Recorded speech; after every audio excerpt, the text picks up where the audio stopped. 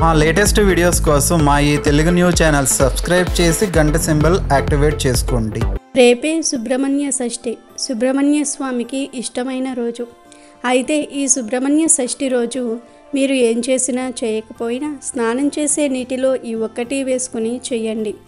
7 జన్మల పాపాలు దోషాలు తొలగిపోతాయి. అపర కుబేరులుగా మారిపోతారు. మీకు ఉన్న కష్టాలు తొలగిపోతాయి. సమస్యలన్నీ కూడా పోతాయి.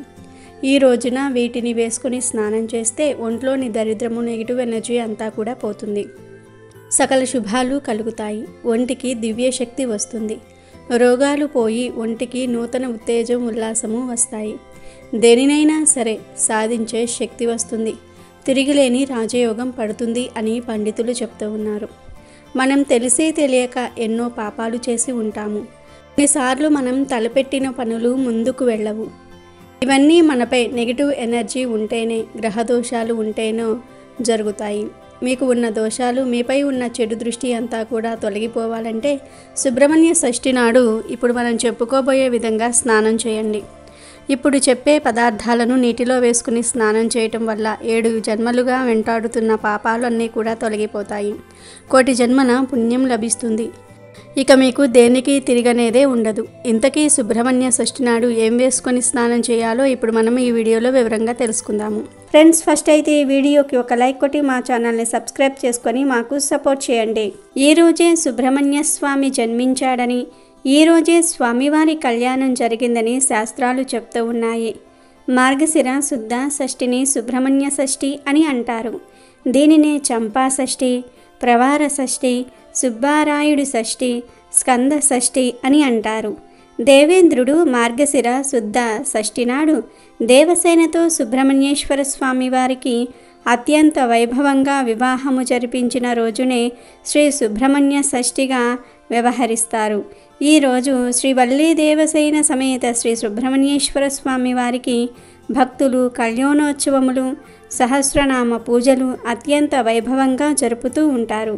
సుబ్రహ్మణ్య స్వామి ఆరాధన వల్ల నేత్ర రోగాలు, చర్మ వ్యాధులు తగ్గుతాయని, పెళ్లిగాని వారికి వివాహం జరిగి సత్సంతానం, సౌభాగ్యం కలిగి ఆయురారోగ్య అష్టైశ్వర్యములతో వర్ధిల్లుతారని భక్తుల విశ్వాసము. అలా సంతానం కలిగిన వారు శ్రీ స్వామివారి సహస్రనామాలలో ఇష్టమైన పేరును వారి బిడ్డలకు పెట్టుకుంటూ ఉంటారు.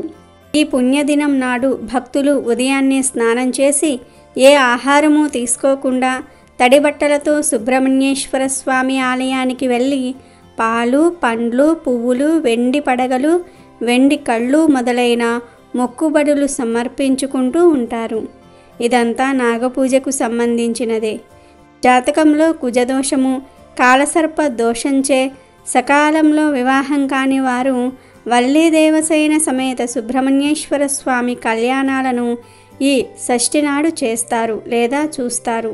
తమిళనాడు ప్రాంతాలలో ఈ రోజున కావడి మొక్కును తీర్చటం కనిపిస్తుంది. షష్ఠి నాడు కుమారస్వామి ఆలయానికి కావడి మోసుకొని పోవటమే దీనిలోని ప్రధానాంశము. ఈ కావడిలో ఉండే కుండలను పంచదారతోనూ పాలతోనూ నింపుతారు. కావడిలో మోసేవి వారి వారి మొక్కును బట్టి ఉంటుంది. ఈ పండుగ చాలా ప్రసిద్ధి చెందినది. నాగప్రతిష్ఠ చేసిన వారికి సంతానం కలుగుతుందనే నమ్మకం భక్తులలో ఉంది. కొంతమంది ఈరోజు పుట్టల దగ్గరకు వెళ్ళి పుట్టలో పాలు కూడా పోస్తారు. కుమారస్వామి మాతృగర్భం నుండి పుట్టినవాడు కాదు. కథాక్రమంలో పుత్రుడిగా పార్వతీ పరమేశ్వర్లు స్వీకరించారు. ఈ విషయం మహాభారతం అరణ్య పర్వంలో కనబడుతుంది. పూర్వం 3 లోకాలను భయభ్రాంతులచే పీడిస్తున్న తారకాసురుడు అనే రాక్షసుని బారి నుండి రక్షణ పొందుటకై దేవతలు బ్రహ్మదేవుని శరణు వేడతారు. అప్పుడు ఆ బ్రహ్మ వారికి ఒక సూచన చేశాడు. ఈ తారకాసురుడు అమిత తపోబల సంపన్నుడు, బలశాలి కావున చంపటం మనతరం కాదు.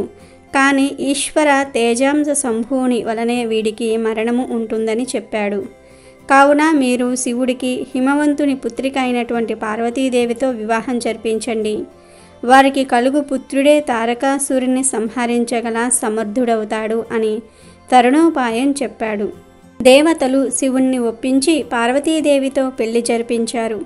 ఒకనాడు పార్వతీ పరమేశ్వర్లు ఏకాంత ప్రణయానందంగా ఉన్న సమయంలో అగ్నిదేవుడు పావురం రూపంలో వారి ఏకాంత మందిరంలోనికి ప్రవేశిస్తాడు. అది గమనించిన పరమశివుడు తన దివ్య తేజస్సును ఆ అగ్ని హోత్రునిలోనికి ప్రవేశింపబెడతాడు. అగ్ని దానిని భరించలేక ఆ దివ్య తేజమును గంగానదిలో విడిచిపెడతాడు. ఆ తేజము ఆ సమయమందు ఆ నదిలో స్నానమాడుచున్న షట్కృతికల దేవతల గర్భాన ప్రవేశిస్తుంది. ఆ రుద్ర తేజమును వారు భరించలేక పొదలలో విసర్జిస్తారు. అప్పుడు 6 ముఖాల తేజస్సుతో ఒక దివ్యమైన బాలుడు ఉద్భవిస్తాడు. ఈ విషయం తెలుసుకున్న పార్వతీ పరమేశ్వర్లు రుద్రాంశ సంభూతినిగా ఆ షణ్ముఖుని అక్కున చేర్చుకుని కైలాసం తీసుకుని వెళ్ళారు. ఆ బాలుడు గంగా గర్భంలో తేజో రూపంలో ఉన్నందుకు గాంగేయుడని, షట్కృతికల వానిని పెంచి పెద్ద చేసిన కారణం వల్ల మరియు 6 ముఖాలు కలవాడు అగుట వల్ల షణ్ముఖుడని, కార్తికేయుడని, అతడు గౌరీ శంకరుల పుత్రుడగుటచే కుమారస్వామి అని, సుబ్రహ్మణ్యేశ్వర స్వామి అని అనేక పేర్లతో పిలువబడ్డాడు.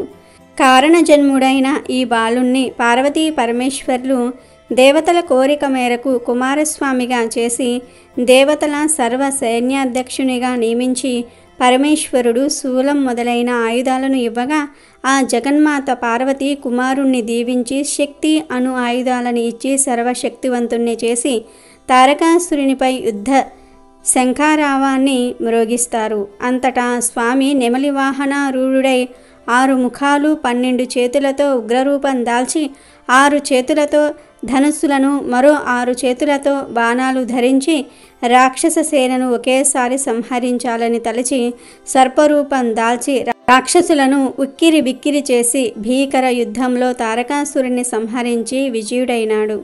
ఆ తరువాత సర్వశక్తి స్వరూపుడైన ఈ స్వామికి దేవేంద్రుడు దేవసేనతో వివాహము జరిపిస్తాడు. అది కూడా మార్గశిర శుద్ధ షష్ఠి రోజే జరిగింది.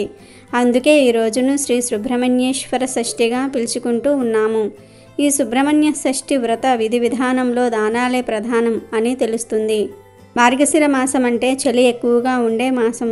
చలి బాధను తట్టుకోలేని ఆర్థిక స్తోమత లేని వారు ఇబ్బందులు పడకుండా ఉండాలని మన శక్తి కొలది సాటివారికి సహాయపడమని దానం చేయమని సందేశం ఇస్తుంది ఈ పండుగ. ఈరోజు దానాలు చేసిన వారికి గ్రహబాధలు తొలగి సుఖ సంతోషాలతో జీవితం సాగుతుందని భావం. ఇక ఈరోజు స్నానం చేసే నీటిలో పుట్టమట్టిని వేసుకుని స్నానం చేయాలి. మీరు స్నానం చేసే బకెట్లో పుట్టమట్టిని వేసుకోవాలి. ఒకరోజు ముందే మీరు పుట్టమట్టిని తెచ్చి పెట్టుకోవచ్చు. మీరు పుట్ట నుండి మట్టి ముందు రోజే తెచ్చుకొని సిద్ధం చేసుకుని ఉంచుకోవాలి. మీరు పుట్ట నుండి మట్టి తెచ్చే ముందు స్నానం చేయాలి. స్నానం చేసి మీకు దగ్గరలో ఉన్న పుట్ట దగ్గరకు వెళ్ళి కొంచెం మట్టిని తీసుకొని రావాలి. ఇక సుబ్రహ్మణ్య షష్ఠి రోజు మీ కుటుంబం సభ్యులందరూ కూడా కలిసి పుట్ట మట్టిని కొంచెం నీటిలో వేసుకొని స్నానం చేయాలి. మీరు స్నానం చేసే నీటిలో కొంచెం పుట్టమట్టిని వేసుకుని స్నానం చేయండి. ఇలా స్నానం చేసేటప్పుడు మీకు ఉన్న ఆరోగ్య సమస్యలు, మానసిక బాధలు చెప్పుకోండి. సుబ్రహ్మణ్య షష్ఠి రోజు ఇలా పుట్టమట్టితో స్నానం చేయటం వల్ల 1,000 జన్మల పుణ్యం లభిస్తుంది. మీ శరీరానికి నూతన ఉత్తేజం వస్తుంది. ఒకవేళ పుట్టమట్టి దొరకని పక్షంలో వేప ఆకులను స్నానం చేసే నీటిలో వేసుకోవచ్చు.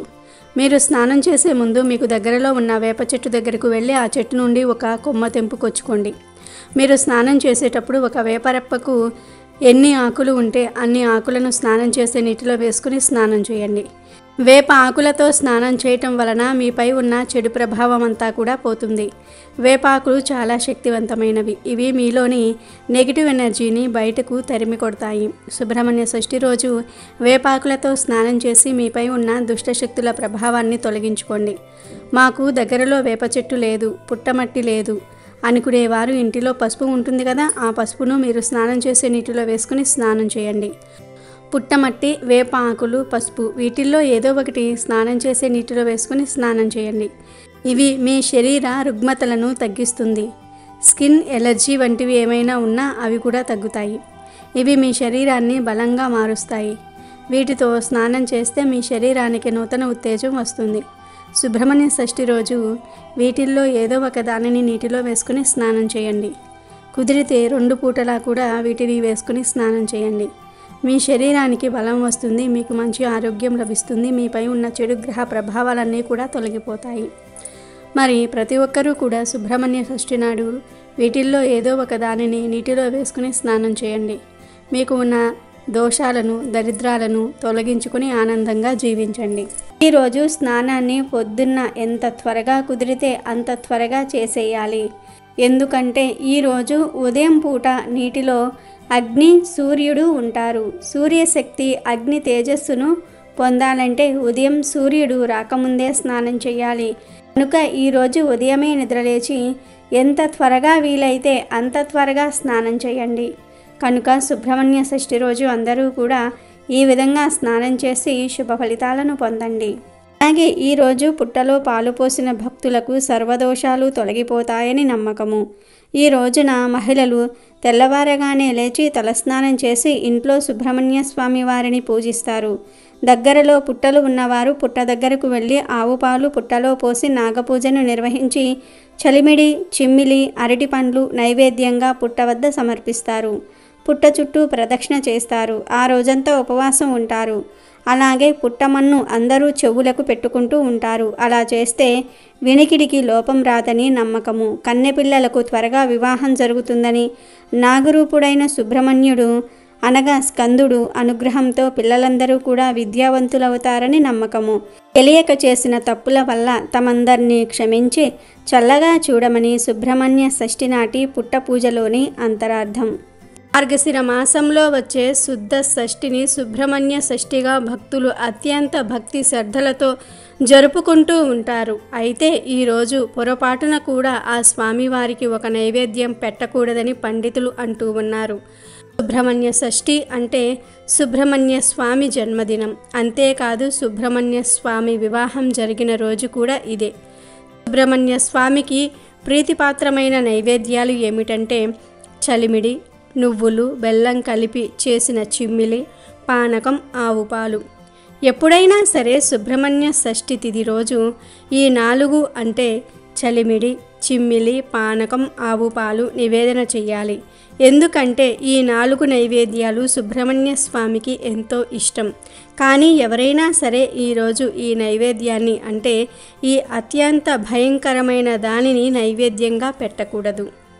ఈరోజు చాలామంది పుట్టలో కోడిగుడ్లు వేస్తూ ఉంటారు. కానీ అలా అస్సలు చేయకూడదు. పుట్టలో కోడిగుడ్లు వెయ్యమని ఏ శాస్త్రం చెప్పలేదు. ఈరోజు అలా చేశారంటే మహాపాపం కలుగుతుంది. కాబట్టి శాస్త్రానికి విరుద్ధంగా ఇలాంటి నైవేద్యాలు సమర్పించకూడదు. ఈరోజు కేవలం స్వామివారికి చలిమిడి, చిమ్మిలి, పానకం, ఆవు పాలు ఈ 4 మాత్రమే సమర్పించాలి. ఇవే స్వామివారికి ప్రీతిపాత్రమైన నైవేద్యాలు. వీటిని మాత్రమే నివేదన చెయ్యాలి. సంతాన దోషాలు ఉన్నవారు, సంతానం లేనివారు, సంతానం కోసం అవస్థలు పడుతున్నవారు ఈ రోజున సుబ్రహ్మణ్య స్వామిని పూజించటం, ఉపవాసం చేయటం తప్పనిసరిగా చేయాలి. సంతానం కలగడానికి శక్తి కావాలి. శక్తి నిర్వీర్యం చేస్తే సంతానం కలగదు. కాబట్టి ఈ రోజున సుబ్రహ్మణ్య స్వామికి పూజ చేయాలి. సంతానానికి కావలసిన శక్తిని ఇచ్చేవాడు సుబ్రహ్మణ్య స్వామి. మన శరీరంలో ఉండే కుండలిని శక్తికి సుబ్రహ్మణ్య స్వామి ఆదిదైవం. శరీరంలో ఉండే కుండలికి చాలా శక్తి ఉంటుంది. శరీరంలో ఉండే ఎనర్జీ అంతా పాము ఆకారంలోనే ఉంటుంది. సర్పాలను నాశనం చేసిన వారికి లేదా ఎనర్జీని పాడు చేసిన వారికి సంతానం ఉండదనేది ఒక సూత్రం. కాబట్టి ఆ ఎనర్జీని, ప్రకృతిని కాపాడటం కోసం ఈరోజు సుబ్రహ్మణ్య స్వామిని పూజించుకోవాలి. కాబట్టి ఈరోజు వండని పదార్థాలు అంటే చలిమిడి, చిమ్మిలి, పానకం, ఆవు పాలు మాత్రమే నివేదన చేయండి. పొరపాటున కూడా గుడ్లు పుట్టలో వేయవద్దు.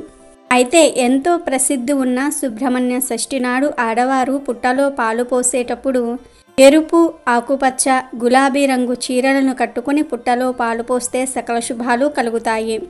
ఈ 3 రంగులలో ఏదో ఒక చీరను కట్టుకుని రేపు సుబ్రహ్మణ్య షష్ఠి పూజలు చేయండి. మీకు అంతా మంచే జరుగుతుంది. కేవలం ఆడవారు అనే కాదు, పిల్లలు, పెళ్లి కాని స్త్రీలు, మగవారు అందరూ కూడా రేపు సుబ్రహ్మణ్య షష్ఠి రోజున ఎరుపు రంగు దుస్తులను ధరించి పుట్టలో పాలు పోస్తే మీకు ఆ సుబ్రహ్మణ్య స్వామి వారి అనుగ్రహం కలుగుతుంది. ఎరుపు, ఆకుపచ్చ, గులాబీ వీలైనంత వరకు ఎరుపు రంగు దుస్తులనే ధరించి పుట్టలో పాలు పోస్తే మీకు ఆ సుబ్రహ్మణ్య స్వామి వారి అనుగ్రహం వెంటనే కలుగుతుంది. మీకు ఉన్న దోషాలు, ఈతి బాధలు, శత్రుబాధలు అన్నీ తొలగిపోతాయి. ముఖ్యంగా సుమంగళి స్త్రీలు ఈ రంగు చీరలు కట్టుకుని పూజలు చేస్తే మీ భర్తకు 100 ఏళ్ల ఆయుష్ పెరుగుతుంది. భర్త సంపాదన విపరీతంగా పెరుగుతుంది. మీకు ఎలాంటి సమస్యలు ఉన్నా, ఎలాంటి బాధలు ఉన్నా రేపు సుబ్రహ్మణ్య షష్ఠి రోజున ఈ రంగు దుస్తులను ధరించి స్వామివారిని మనసారా ఆరాధించి పూజించి సేవ చేస్తే మీకు స్వామివారి అనుగ్రహం ఖచ్చితంగా కలుగుతుంది. ఇంటిలో, వృత్తి, వ్యాపారాలలో ఎదుర్కొంటున్న సమస్యలన్నీ కూడా తొలగిపోతాయి. అయితే సుబ్రహ్మణ్య స్వామికి ఎంతో ఇష్టమైన ఈ సుబ్రహ్మణ్య షష్ఠి రోజు గుర్తుపెట్టుకుని ఈ చెట్టును తాకితే చాలు, తరతరాలకు తరగని ఐశ్వర్యం వస్తుంది, అపార ధనయోగం కలుగుతుంది, తిరిగిలేని రాజయోగం పడుతుంది, అన్ని రకాల దోషాలు పోతాయి, అష్ట దరిద్రాలు పోయి అష్టైశ్వర్యాలు కలుగుతాయని శాస్త్రం చెప్తుంది. కష్టాలన్నీ పోతాయి, సమస్యలన్నీ పోతాయి, ఇక మీకు తిరుగుండదని పెద్దలు అంటూ ఉన్నారు. మరి సుబ్రహ్మణ్య షష్ఠి రోజు ఏ చెట్టును తాగితే అపార ఐశ్వర్య యోగం కలుగుతుంది అనే విషయాన్ని ఇప్పుడు మనం ఈ వీడియోలో వివరంగా తెలుసుకుందాము. ఫ్రెండ్స్, ఫస్ట్ అయితే ఈ వీడియోకి ఒక లైక్ కొట్టి మా ఛానల్ని సబ్స్క్రైబ్ చేసుకొని మాకు సపోర్ట్ చేయండి. హిందువులు అన్ని జీవుల్లోనూ దేవుణ్ణి చూస్తారు. అందువలనే ఆవులు వంటివి పూజనీయ జంతువులయ్యాయి. అలాగే కొన్ని పర్వతాలు పుణ్యస్థలాలయ్యాయి, కొన్ని నదులు పుణ్య నదులయ్యాయి. వాటికి ఆ పవిత్రత ఏ విధంగా వచ్చిందో వివరించే కథలు కూడా ఉన్నాయి. అలాగే చెట్లల్లో కూడా దేవుణ్ణి చూశారు. కొన్ని చెట్లను దేవతా వృక్షాలన్నారు. నిజానికి చెట్లు భూమి మీద సౌరశక్తిని గ్రహించుకునే కేంద్రాల్లో ముఖ్యమైనవి. అవి మనకు కాయలు, పండ్లు, పువ్వులు, ఔషధాలు ఇవ్వటంతో పాటు వంట, చెరుకు వంటివి ఇచ్చి మానవాళి మనుగడకు ఎంతగానో తోడ్పడుతూ ఉన్నాయి. అయితే చెట్లకు కూడా మనుషుల మాదిరి ఆనందం, బాధ వంటివి ఉంటాయని మనువు పేర్కొన్నారు. ఈ విషయం ఆధునిక విజ్ఞాన శాస్త్రరీత్యా కూడా నిరూపితమైంది. భారతీయ ఋషులు సైతం కొన్ని వృక్షాలను పవిత్రమైనవిగా పేర్కొన్నారు. ప్రత్యేకించి ఈ సుబ్రహ్మణ్య షష్ఠి రోజు రావి చెట్టును తాకితే తరతరాలకు తరగని డబ్బు వచ్చి పడుతుంది, అపార ఐశ్వర్య యోగం కలుగుతుంది అని పెద్దలు చెప్తూ ఉన్నారు. రావి చెట్టు కిందే నాగుల విగ్రహాలు ఉంటాయి. ఎందుకంటే రావి చెట్టుకు సర్పదోషాలను తొలగించే శక్తి ఉంది. మన హిందూ సాంప్రదాయాలలో రావి చెట్టుకు ఎంతో ప్రాముఖ్యత ఉంది. చెట్లను పూజించటము మన హిందూ సాంప్రదాయాలలో ఒకటి. కొడుకును కనటం కన్నా బాటలో మహావృక్షాలను నాటడం వల్ల పుణ్యమని భవిష్యత్తు పురాణం చెప్తుంది. అన్ని వృక్షాలలోకెల్లా రావి చెట్టు పరమ పవిత్రమైనదని శ్రీమద్ భాగవతంలో శ్రీకృష్ణ భగవానుడు చెప్పాడు. రావి చెట్టును విష్ణు నివాసంగా పరిగణిస్తారు. అశ్వత్థ వృక్షంగా ప్రసిద్ధికెక్కిన ఈ రావి చెట్టు కింద పరమ భక్తులైన హిందువులు తమ ప్రాణాలను సైతం వదిలిపెట్టడానికి ఇష్టపడుతూ ఉంటారు. రావి చెట్టు వేర్లల్లో శివుడు, చెట్టు కాండంలో, కొమ్మల్లో నారాయణుడు, ఆకులలో హరి, చెట్టు కాయలలో సకల దేవతలు మరియు గురువు కొలువై ఉంటారని స్కాంద పురాణం చెప్తుంది. సాక్షాత్తు విష్ణుమూర్తి ప్రతిరూపమే రావి చెట్టు అని విశ్వసిస్తూ ఉంటారు. రావి చెట్టును పూజించటం వల్ల శనీశ్వరుని బాధలు తొలగిపోయి లక్ష్మీ కటాక్షం కలుగుతుంది. ఈ చెట్టులో ఎన్నో ఔషధ గుణాలు ఉన్నాయి. రాత్రిపూట కూడా ఆక్సిజన్ను అందించే అతి తక్కువ చెట్లలో రావి చెట్టు కూడా ఒకటి. రావి చెట్టు అనేక రోగాలను నయం చేస్తుంది. గాలిలో ఉన్న హానికారక బ్యాక్టీరియాను నాశనం చేస్తుంది. సుబ్రహ్మణ్య షష్ఠి రోజు జస్ట్ రావి చెట్టును తాకితే చాలు, సర్వదోషాలు పోతాయి, తరతరాలకు తరగని ఐశ్వర్యం వస్తుంది. ఏం లేదు, ఈరోజు మీరు గుడికి వెళ్ళినప్పుడు గుడిలో రావి చెట్టు ఉంటే ఆ రావి చెట్టును తాకి కాసేపు అక్కడ కూర్చోండి. నాగ దేవతల విగ్రహాలకు పూజ చేయడానికి వెళ్ళినప్పుడు లేదా పుట్టలో పాలు పోయడానికి వెళ్ళినప్పుడు ఇలా ఈరోజు ఏదో ఒక సమయంలో మీరు బయటకు వెళ్ళినప్పుడు రావి చెట్టు దగ్గరకు వెళ్ళి ఆ రావి చెట్టును 11 సార్లు తాకి ఆ చెట్టు కింద 5 నిమిషాలు కూర్చొని తర్వాత ఇంటికి వచ్చేయండి. అంతే. నీళ్లు పొయ్యాల్సిన అవసరం కూడా లేదు, పూజలు చేయవలసిన పని లేదు. ఈరోజు ఇలా రావి చెట్టును జస్ట్ టచ్ చేస్తే చాలు, కోరికలు నెరవేరుతాయి. ఆ చెట్టులోని అద్భుత శక్తులు మీలోనికి ప్రవేశిస్తాయి. సకల దేవతల అనుగ్రహం కలుగుతుంది. ఈరోజు రావి చెట్టును తాకి ఆ చెట్టు కింద కూర్చోవటం వలన మీలోని నెగిటివ్ శక్తులను ఆ చెట్టు లాగేసుకుంటుంది, మానసిక బాధలను లాగేసుకుంటుంది, మంచి పాజిటివ్ ఎనర్జీని అందిస్తుంది, మీ కష్టాలను బాధలను పోగొడుతుంది, సర్వదోషాలను పోగొడుతుంది. కాబట్టి సుబ్రహ్మణ్య షష్ఠి రోజు తప్పక అందరూ కూడా రావి చెట్టును తాకండి, కష్టాలు దోషాలను తొలగించుకొని ఆనందంగా జీవించండి. అమెజాన్లో బెస్ట్ డిస్కౌంట్స్ కోసం వీడియో డిస్క్రిప్షన్లో లింకు ఉంది, చూడండి. అలాగే మా టెలిగ్రామ్ ఛానల్ సబ్స్క్రైబ్ చేసుకోండి.